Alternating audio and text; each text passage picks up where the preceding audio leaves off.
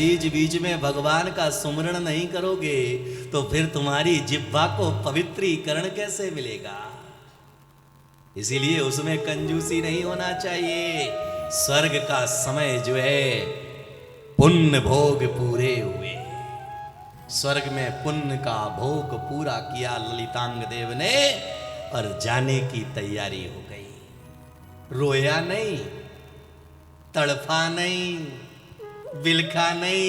यहां से अगर राज्य मेरा छूट जाएगा, स्वर्ग का सिंहासन छूट जाएगा तो अगले जन्म में मिलेगा या नहीं मिलेगा, इसीलिए वह तड़फा नहीं। उसने कहा कि जितना मेरा पुण्य कर्म था उतने समय मुझे स्वर्ग का सिंहासन मिला, अब मेरा यहाँ का पुण्य कर्म पूर्ण हुआ, अगले जीवन में जाने की मेरे लिए तैयारी हो गई। और वह हंसते हंसते अपने प्राणों का विसर्जन कर देते हैं। कर सुमिरन ललितांग का, कर सुमिरन ललितांग, देव चरण और शरण की, त्यागे प्राण पखेरुए, जन्मा मृत्यु लो। कहां जन्मे? मृत्यु लोक पर उनका जन्म हुआ। ललितांग देव एहसान स्वर्ग से च्युत होकर विधे में वज्र बाहु राजा के आंगन में माता वसुंधरा की कोख से पैदा हुए। किसकी? किसकी? बारा माता वसुंधरा की कोख से पैदा हुए। नाम भी कितना प्यारा, वसुंधरा। जैसा नाम था शीलवती, चारित्रवान, और उधर जो है स्वयं प्रभा देवी जो ललितांग की रानी बनी थी, वह देवी बनी थी, वह भी अपने वियोग में जो है अपने राजा के जाने के बाद में, अपने स्वामी के जाने के बाद में, अपने भरतार के जाने के बाद बड़ी दुखी रहने लगी, बड़ी परेशान रहने लगी कि वह चले गए, अब हमारा जीवन कैसे चलेगा। और यहां पर जो है वह जो है वज्र जंग,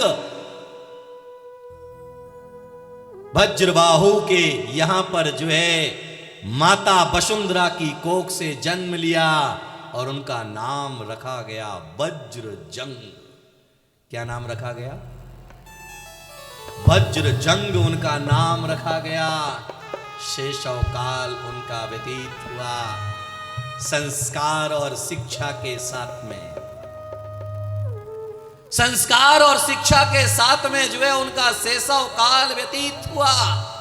और जैसे जैसे उनका शेषव काल व्यतीत हुआ, इधर जो है वहां से च्युत होकर के जो है स्वयं प्रभा देवी विदेह क्षेत्र के वज्रदंत चक्रवर्ती के घर में श्रीमती बन करके पैदा हुई। ये संबंध जन्मों का चल रहा है। कहते हैं ना कि जोड़ियां कहां बनती है? ऊपर से बन करके आती है।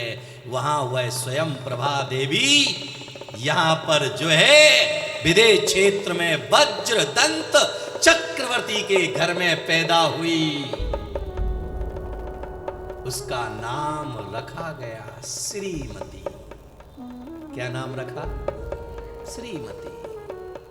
अब थोड़ा श्रीमती के जीवन को भी देख ले,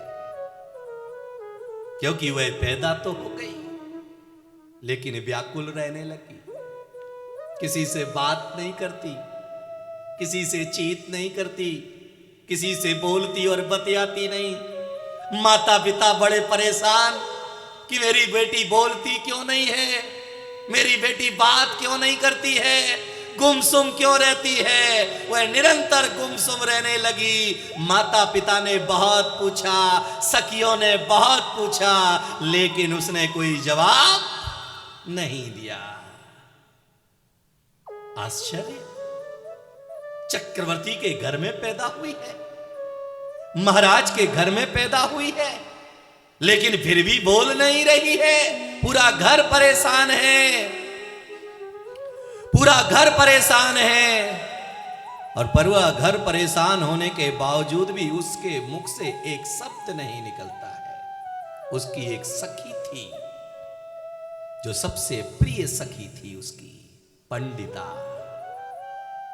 याद में रखिएगा, पंडिता ने जाकर के कहा कि तू एक बार अपने मन की बात तो कह मुझे, मैं विश्वास दिलाती हूं कि मैं तेरी बात की इच्छा को पूर्ण करूंगी।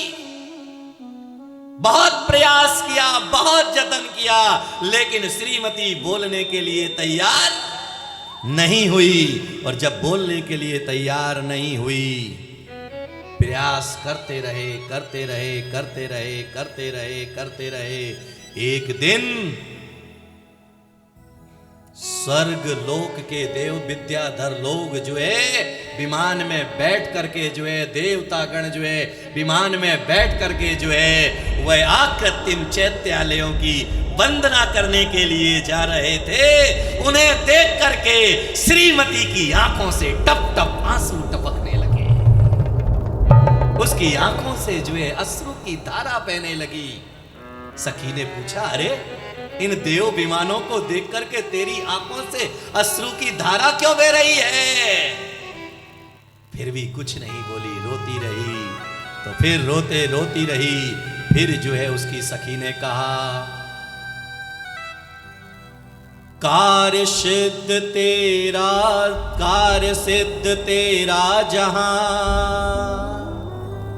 जैसे होए बताए, नाम पंडिता चतुर्वी, निश्चित करूं उपाय। तो एक बार नाम तो बता, तेरा क्या कार्य है? उस कार्य को सिद्ध करना मेरा काम है। मैं तेरी बड़ी प्रिय सखी हूं ना, तो एक बार मेरे ऊपर विश्वास करके तो देख, मेरे ऊपर जो है तू अपना ध्यान रख करके तो देख, मैं तेरे कार्य को जरूर सिद्ध करूंगी। लेकिन जब उसने वह विमान देखने के बाद उसे पूर्व पर्याय याद आ जाती है, और पूर्व पर्याय याद होकर के जो है वह टप टप आंसुओं से टपकने लगती है। उसे जो है पूर्व पर्याय याद आती है कि उसने विचार किया कि भाई जो है मैं जो है ललितांग की रानी तो बनी, लेकिन ललितांग की रानी बनी कैसे? ये विचार उसके मन के अंदर पैदा होता है। तो जब उसके मन के अंदर पैदा होता है तो सखी से वह कहती है कि किसी से कहना मत। एक गांव में मैं वैश्य परिवार में पैदा हुई। उसकी 3 पुत्रियां और 4 पुत्र थे, 5 पुत्र थे। मैं सबसे छोटी थी। दारिद्र घर में वैश्य घर था। एक दिवस मैं मुनिराज के दर्शन करने के लिए गई, लेकिन मेरे से वहां पर एक कुकर्म हो गया, जिसका अभिशाप मेरे जीवन में लग गया। ऐसा क्या हो गया तुम्हारे जीवन में? बोले, मैंने जो है मुनिराज के सामने मरा हुआ कुत्ता डाल दिया। मरा हुआ कुत्ता डाल देने की वजह से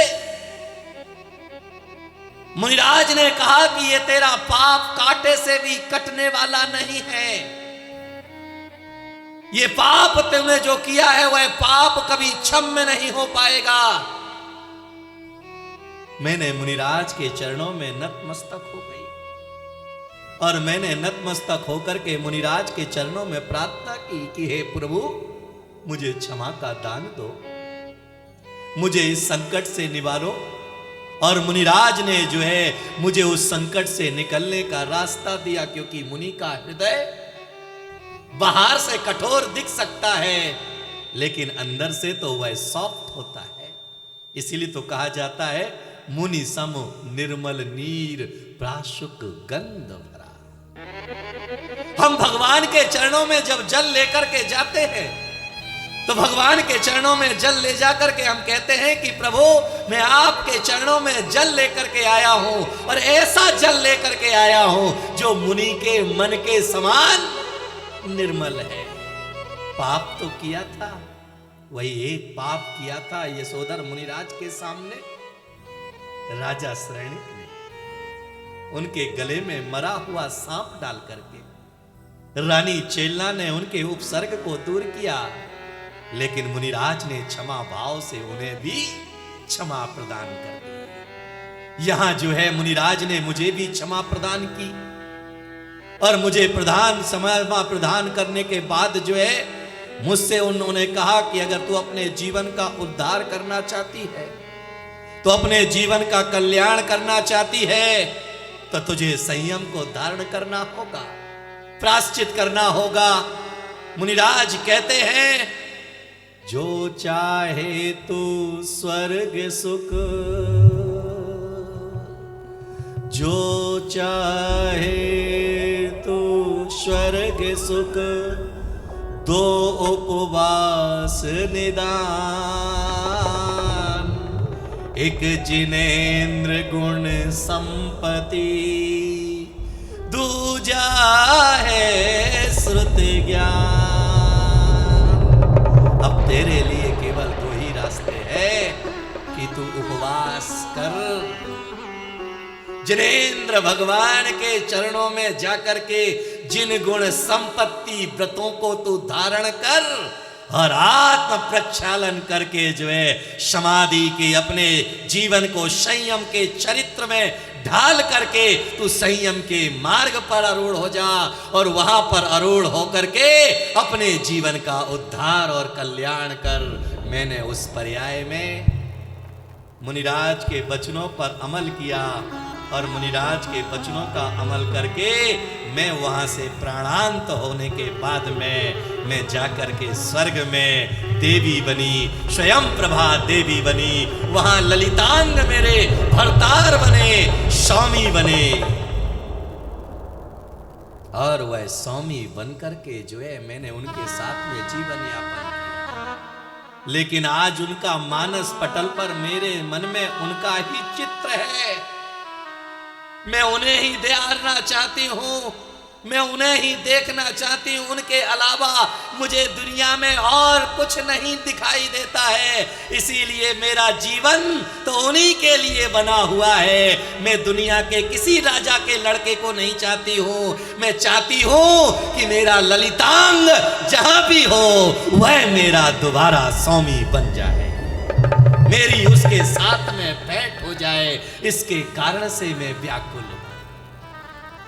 इधर जो है उनके पिता, क्या नाम था उनके पिता, भूल गए इतनी जल्दी, तो कथा को याद कैसे रखोगे। चक्रवर्ती के घर में पैदा हुई है। कौन से चक्रवर्ती?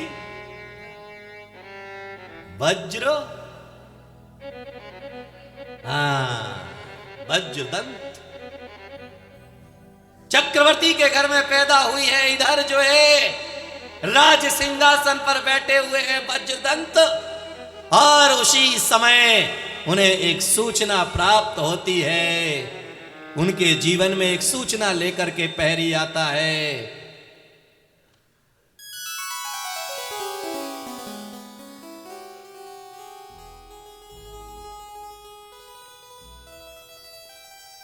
उधर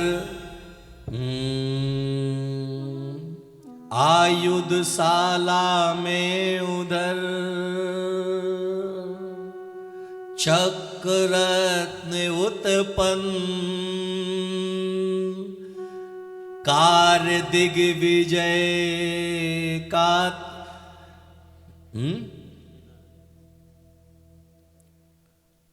कर, कहां गया भाई, आयुधशाला में उधर चक्ररत्न उत्पन्न, कार्य दिग्विजय का तभी करना था संपन्न। एक तरफ उनके पास में सूचना आई कि चक्र रत्न उत्पन्न हुआ है, दूसरी तरफ वनमाली ने आकर के सूचना दी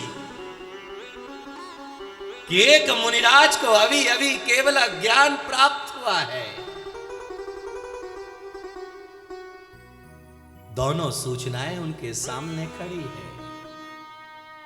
एक तरफ केवल ज्ञान की खुशी है और दूसरी तरफ चक्र रत्न उत्पन्न हुआ है। तो वह विचार करते हैं, एक दिन वज्र दंत के आगे दो कर्तव्य एक संग जागे। तब एक दिन वज्र दंत के आगे दो कर्तव्य एक संग है जागे। गुरु ने बल ज्ञान है पाया, गुरु ने केवल ज्ञान है पाया, उनके पूजन को है जाना। उनके सामने दो विकल्प है कि एक तरफ केवल अज्ञान पैदा हुआ है और दूसरी तरफ उनके गुरु के पूजन के लिए जाना है। धर्मात्मा था ना, मन में विचार करता है कि चक्र रत्न की पूजा तो मैं बाद में कर लूंगा, पहले गुरु की पूजन करने के लिए केवल अज्ञान में सम्मिलित होने के लिए जाऊंगा। आप होते तो क्या करते? बोलो, आप होते तो क्या करते? केवल ज्ञान में की पूजा करने जाते या चक्र रत्न की पूजा करने जाते? क्या करते? अरे बोलो, क्योंकि अभी अभी तुम यहां पर कथा सुनने के लिए आ रहे थे ना, रास्ते में तुम्हारा एक कंजूस दोस्त मिल गया। उसने तुमसे पूछा कि भैया कहां जा रहे हो? बोले प्रतीक सागर जी महाराज आए हुए हैं ना, उनके श्री मुख से जो है भगवान ऋषभदेव का चरित्र चल रहा है, मैं उनका चरित्र सुनने के लिए जा रहा हूं। बोले वह तो 8 तारीख तक चलने वाला है, ठंडी बहुत है, चल गरम गरम तुझे बढ़िया, अरे बोलो, चाय पकौड़े खिलाता हूं। कार्यक्रम प्रस्तुति दिगंबर जैन जागरण युवा संघ रजिस्टर्ड मुंबई, केंद्रीय कार्यालय 305 रानी सती मार्ग मलाड ईस्ट मुंबई 97। अपने परिवार की ओर से मुनिश्री के कार्यक्रम का प्रसारण के लिए संपर्क करें 9065330031। बैंक विवरण दिगंबर जैन जागरण युवा संघ, सेंट्रल बैंक ऑफ इंडिया, खाता संख्या 3424988837, IFSC CBIN 0280454।